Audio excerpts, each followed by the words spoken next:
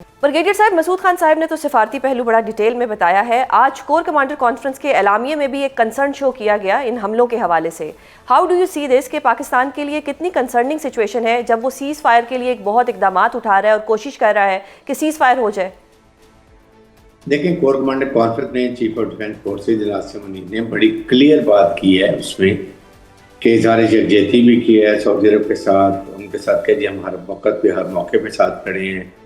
और उसके साथ उन्होंने ईरान से तशवीश का इज़हार भी किया कि ये नहीं होना चाहिए था, इससे बहुत ज़्यादा इस खिते में एन मौके पे कोई ना कोई हालात ख़राब हो सकते हैं, ये भी बात की गई है।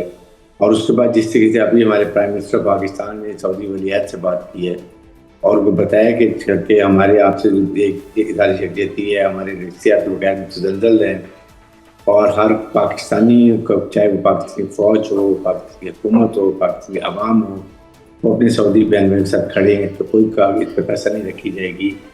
और पाकिस्तान ने ये भी तारीफ की कि सऊदी अरब ने हर मौके पे बहुत ज़्यादा मुदब्बराना तरीके से, समझ से, सूझ से कोई ओवर रिएक्शन नहीं किया, उसको बर्दाश्त किया, इसकी भी तारीफ की गई है। लेकिन देखिए, मैं आई पर्सनली फील कि ईरान ने जो ये अभी अटैक हुए ईरान की तरफ से, मैं आई स्टिल फील कि ये कहीं ना कहीं ईरान के अंदर कुछ स्पॉयलर्स हैं।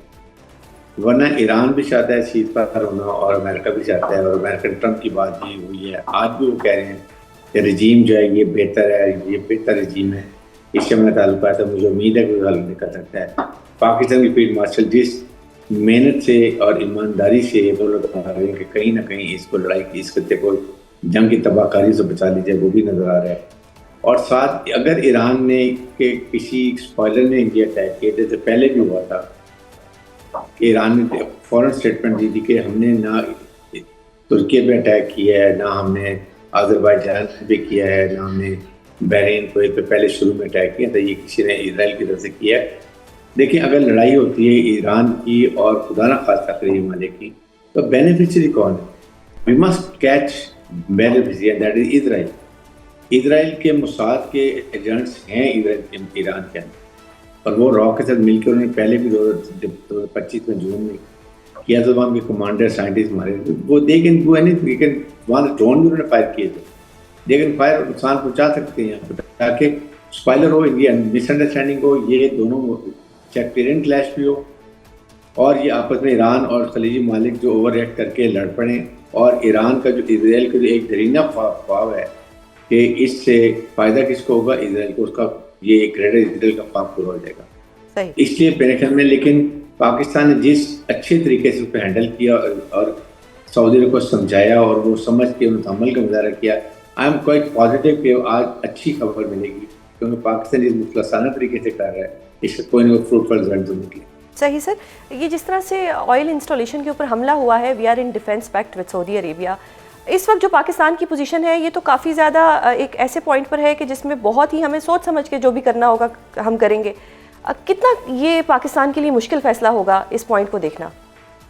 देखिए, पाकिस्तान ने इसीलिए उनके वलीयत से MBS से बात की है, उनको क्लियर बताया है कि this Pakistan standing with them all the time, इस पर कोई कॉम्प्रोमाइज़ नहीं है, कोई किसी किस्म की बात नहीं है, हम आपके साथ खड़े हैं इस मुश्किल वक्त में हर किस्म में। लेकिन ये आज का दिन बड़ा क्रूशल है, लेट्स होप कि अल्लाह करे कि ये मुलाकात हो, जिस तरह पाकिस्तान मेहनत की है, तो ईरान भी पाकिस्तान में ट्रस्ट करता है, हमारे फील्ड मार्शल भी ट्रस्ट करता है, अमेरिका आपके सामने, उनके प्रेसिडेंट भी पाकिस्तान फील्ड में से कॉन्टैक्ट में है, उनके वाइस प्रेसिडेंट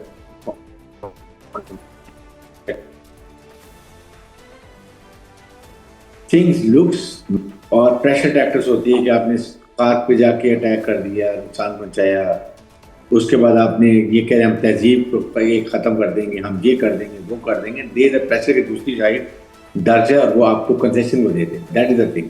अभी तो मेरे ख्याल में पहला स्टेप तो यही है कि किसी तरीके से सीज फायर हो और स्टेट ऑफ हॉर्मोज को खोल दिया जाए, ताकि एक कॉन्फ्लिक्ट बिल्डिंग मैयर हो, फ्रेंडली कंडूसिव एनवायरनमेंट बने, और उसके बाद मुलाकात शुरू हो।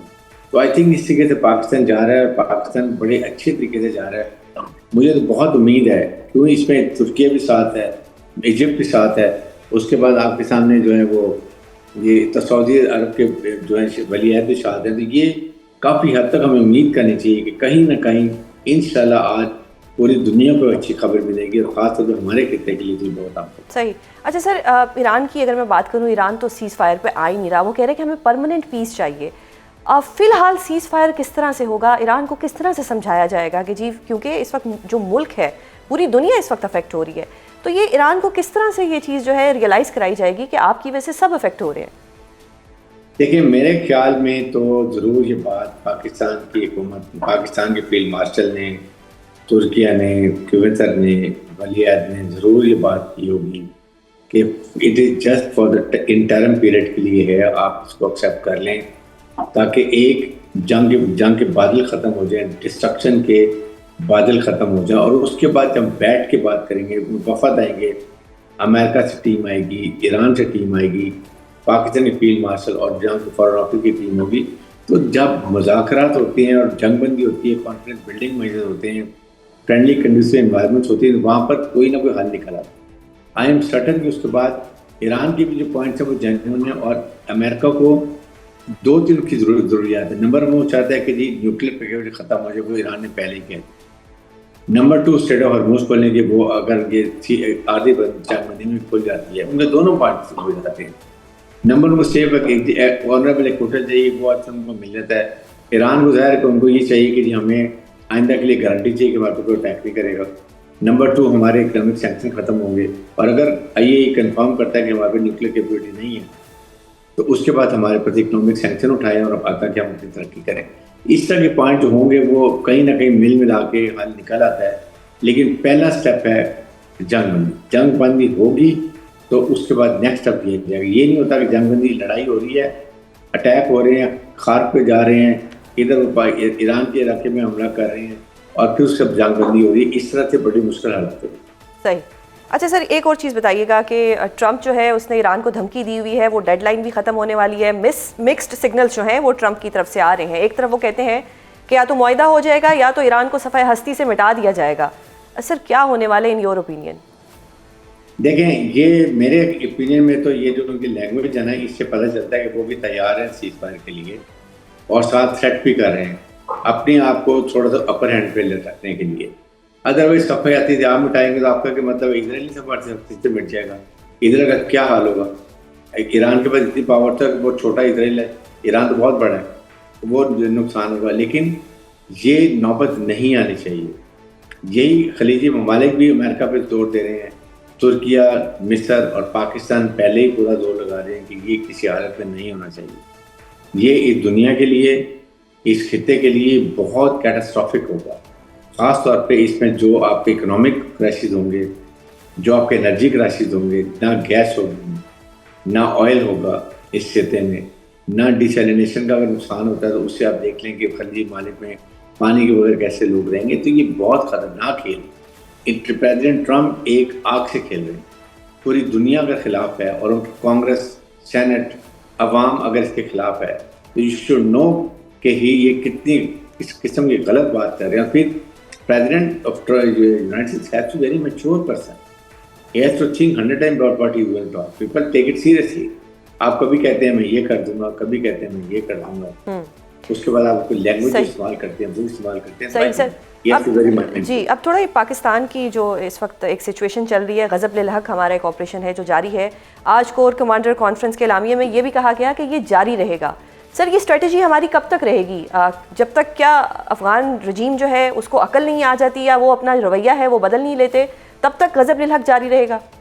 देखें, गज़ब लिल हक उस वक्त तक जारी रहेगा जब तक अफ़गान रजीम क्रॉस बॉर्डर टेररिज्म, दहशतगर्दों को नहीं रोकती, जो दुआ में कमिटमेंट की थी। नंबर 2, वेरीफाइबल हमें कंफर्मेशन नहीं होती है कि वाकई दे सीरियस, और ये फितना फारिज फितना हिंदुस्तान के खिलाफ कोई एक्शन कर रहे हैं, उनको पीछे धकेल रहे हैं, उनको मना कर रहे हैं, उनको सख्ती कर रहे हैं, बल्कि उनकी सरपरस्ती नहीं कर रहे हैं। अभी भी आपके सामने 2-3 दिन पहले जो पाकिस्तान में जो 8 लोग मारे हमने इनके, उनमें 2 अफगान नेशनल थे। तो this is a problem. They must understand you don't have to become proxy of Indian दुश्मन जो है हिंदू, जो आपके मुसलमानों का दुश्मन है, वहाँ कश्मीरियों के साथ क्या जुल्म कर रहा है, कि इंडिया में मुसलमानों के साथ क्या कर रहा है। वो नमाज नहीं पढ़ सकते हैं, आप इस्लाम के ठेकेदार बने हुए हैं। इस्लाम के बारे में आपको पता भी नहीं है। क्या इस्लाम कहता है कि मस्जिदों में जाके धमाके करो? क्या इस्लाम कहता है कि एम्बुलेंस में अगर जख्मी जाए एम्बुलेंस को जला दो? इस्लाम की गलत इंटरप्रिटेशन करते हैं, इस्लाम को बदनाम करते हैं। इसी को समझ आनी चाहिए। और अभी वहाँ पर इनके खिलाफ काफ़ी मूवमेंट शुरू हो गई है। वहाँ पर एक मूवमेंट स्टार्ट हुई है जो कहते हैं नेशनल रेजिस्टेंस मूवमेंट है यंग लोगों की, वो स्टार्ट हुई है। वहाँ के जो बाकी ग्रुप्स हैं वो इनके खिलाफ खड़े हो रहे हैं।